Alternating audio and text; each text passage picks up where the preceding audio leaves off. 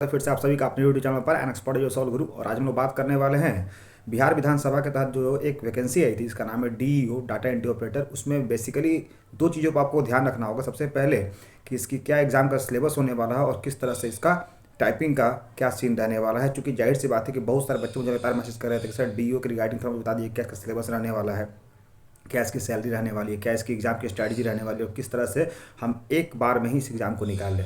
तो जाहिर सी बात है कि मैंने सोचा कि उस बच्चे को हेल्प कर दो जो बच्चे फर्स्ट टाइम इस फॉर्म को भर रहे हैं। क्योंकि जाहिर सी बात है इसमें कुछ ऐसी बातें हैं जिनको अगर आप इग्नोर करते हैं तो आपका पूरी मेहनत जो है वो एक बार में ही बर्बाद हो जाएगी। तो क्या वो बात रहने वाला, किन किन बातों को ध्यान रखना है कि आपका फर्स्ट अटेम्प्ट जो है वो आपका लास्ट अटेम्प्ट बन जाए, यानी आप फर्स्ट अटेम्प्ट में ही पार कर जाएँ, इस जॉब को ले लें।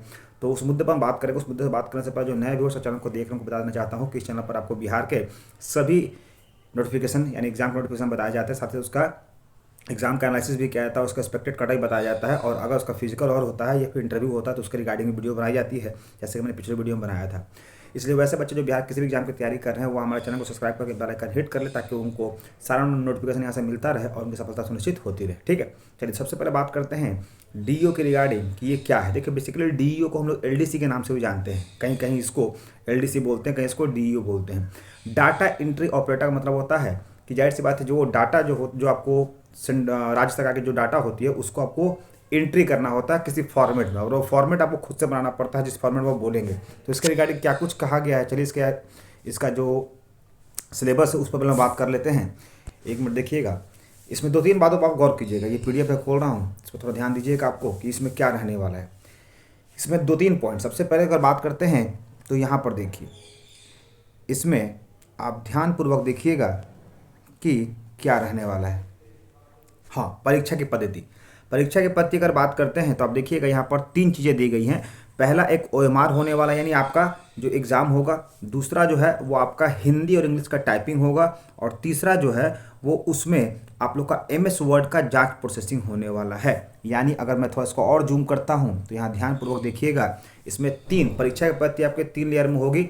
सबसे पहले पॉइंट नंबर 1 की अगर बात करते हैं तो इसमें आपका एक ऑब्जेक्टिव जो ओएमआर होने वाला है, यानी आप लोग का एक पीटी होगा ओएमआर का, ठीक है, जिसमें 100 क्वेश्चन होंगे, जिसमें 40 क्वेश्चन जीएस के, 30 क्वेश्चन साइंस के और 30 क्वेश्चन आपके मैथ्स के होने वाले हैं। 40, 30, 70 और 30, 100, यानी 100 क्वेश्चन आपका पीटी होगा।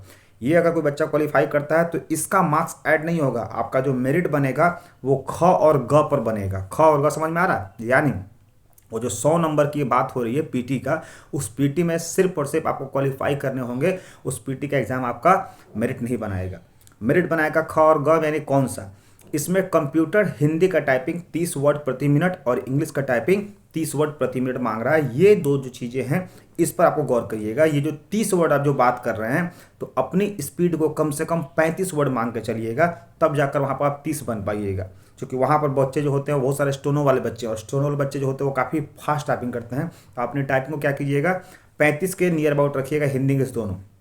हालांकि इंग्लिश में तो बन भी जाएगा लेकिन हिंदी में बनने में टाइम लगेगा।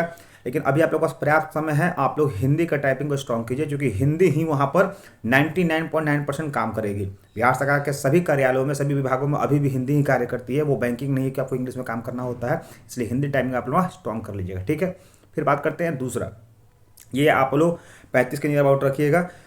तीसरा सबसे इंपॉर्टेंट पॉइंट, ये जो लिखा हुआ है ग में कि डाटा एंट्री ऑपरेटर का पदों पर सीधी भर्ती होती है 50 अंकों की हिंदी तथा 50 अंकों की अंग्रेजी का, यानी कुल 100 अंकों का एमएस वर्ड ऑफिस और प्रोसेसिंग कंप्यूटर आधारित परीक्षा पूछी जाएगी। इसी में 90 बच्चे फंस जाते हैं, 90%। ये जो 100 अंक बोल देता है तो बच्चों को लगता है कि एमएस वर्ड से क्वेश्चन आएंगे एग्जाम में जिसे हम लोग बनाने होंगे। तो ये पहले था, ये एमएस वर्ड जांच प्रोसेसिंग सिस्टम क्या है? तो सबसे अहम सवाल और सबसे इंपॉर्टेंट पॉइंट जो कि आपको जानना चाहिए, एमएस वर्ड जांच प्रोसेसिंग सिस्टम का मतलब होता है कि आपको वो एक सीट देता है जिसमें कुछ चीज़ें लिखी होती हैं, जैसे कोई विज्ञापन हो गया, जैसे कि इसी का विज्ञापन लीजिए ना, ये जो विज्ञापन निकला हुआ है इसी विज्ञापन की तरह आपको एक सीट दे देगा हिंदी का और बोलेगा कि जल्दी से इसको एमएस वर्ड पर टाइप करके दिखाओ। पहला चीज़ क्लियर है। उसी तरह से कुछ डेटा दे देगा आपको प्रिंट फॉर्मेट में और बोलेगा कि इसको एक्सेल में एंट्री करके दिखाओ विथ एग्जाम्पल विथ फॉर्मूला।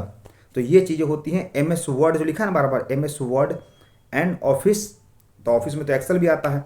तो दो चीज़ आपको देगा, एक आपको एमएस वर्ड में फॉर्मेट कोई विज्ञापन टाइप करने के लिए देगा, दूसरा आपको एक्सेल में कोई डेटा एंट्री करने देगा विथ फार्मूला।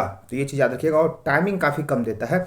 50 क्वेश्चन का मतलब होता है 50 नंबर का, उसमें 5 क्वेश्चन होंगे और 5 क्वेश्चन की बात होती है तो 5 क्वेश्चन आपको 30 मिनट में करना होगा और फिर 5 क्वेश्चन जो इंग्लिश में आएगा वो आपको 30 मिनट में, यानी एक क्वेश्चन 10 मार्क्स का रहेगा तो 5 क्वेश्चन 50 मार्क्स का। हिंदी में सेम फॉर्मेट होगा और इंग्लिश में भी सेम। आपको कोई विज्ञापन दे देगा, कोई एक्सेल का डेटा दे देगा या फिर कोई आपको लेटर लिखने के लिए दे देगा, ऑफिशियल लेटर या फिर इनफॉर्मल लेटर।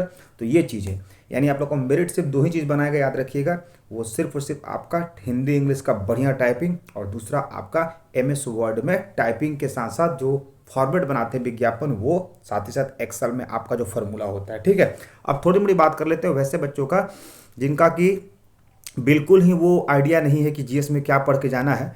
तो उनके लिए छोटी सी कॉन्सेप्ट है, पढ़ना कुछ नहीं है। देख लीजिए यहाँ पर लिखा हुआ है साफ साफ, प्रारंभिक प्रक्रिया के जो एग्जाम होने वाले हैं, समान अध्ययन से 40 क्वेश्चन, समान विज्ञान से 30 क्वेश्चन और मानसिक तार्किक और यानी मैथ्स मिला दिया जाए तो 30 क्वेश्चन।